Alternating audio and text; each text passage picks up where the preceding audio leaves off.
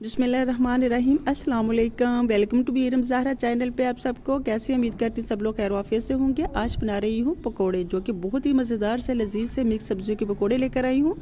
ये मैं इसमें 3 से 4 मिक्स सब्जियाँ शामिल करूँगी। तो मैंने इसके लिए लिया था आधा किलो बेसन जो कि अच्छी तरह से स्टैंड की मदद से मैंने स्टेन कर लिया था। अब मैं इसमें शामिल करूँगी कटी हुई सब्ज़ मेथी। सर्दियों में सब्ज़ मेथी पकौड़ों में बहुत जायकेदार बनते हैं पकौड़े, इससे आप लाजमी शामिल किया करें। अगर आपके पास सब्ज़ नहीं है तो आप सूखी मेथी भी शामिल कर सकते हैं। तो मैं इसमें अब शामिल करूँगी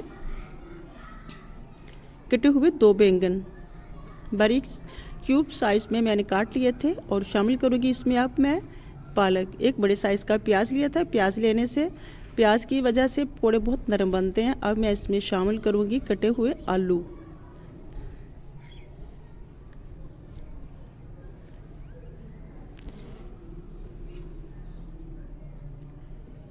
मैं तमाम चीज़ों को मिक्स कर लूँगी अच्छी तरह से।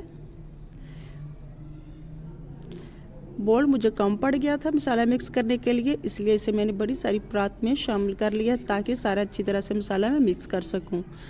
तो अब मैं इसमें शामिल करूँगी चावल का आटा 2 से 3 चम्मच, नमक 2 चम्मच,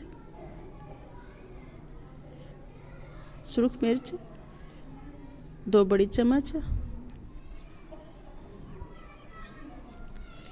सब खुश्क धनिया, और ये सब्ज़ मेथी ली है मैंने, खुश्क मेथी ली है। अब मैं सारी चीज़ों को अच्छी तरह से मिक्स कर लूँगी। 1 चम्मच भर के मैंने इसमें शामिल किया था हल्दी पाउडर का। अब मैं सारी चीज़ों को अच्छी तरह से मिक्स करने के बाद अपने बाउल में शामिल कर लूँगी। तो लीजिए अच्छी तरह से मसाला सारा मिक्स हो चुका है। आप इस वक्त ये चेक कर, पानी बहुत ज़्यादा, जब भी पकोड़े का मसाला तैयार करें तो लास्ट में एक ही दफ़ा बहुत सारा पानी इसमें शामिल मत किया करें। थोड़ा थोड़ा करके पानी शामिल किया करें, सब्जियों का अपना पानी भी निकलता है।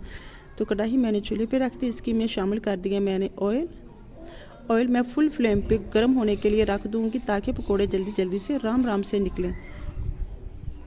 चेक करते हैं अब।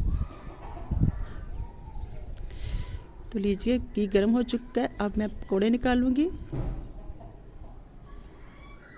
बहुत ही मज़ेदार सी खुशबू आ रही है, यकीन जाने मेथी की खुशबू पूरे घर में फैली हुई है पकोड़ों की। जब आप पकोड़े शामिल करें कढ़ाई में तो फ़ौरन से चम्मच चलाना शुरू मत किया करें, इसे 1 मिनट के लिए पकने दिया करें, फिर उसके बाद आप इसमें चम्मच चलाया करें।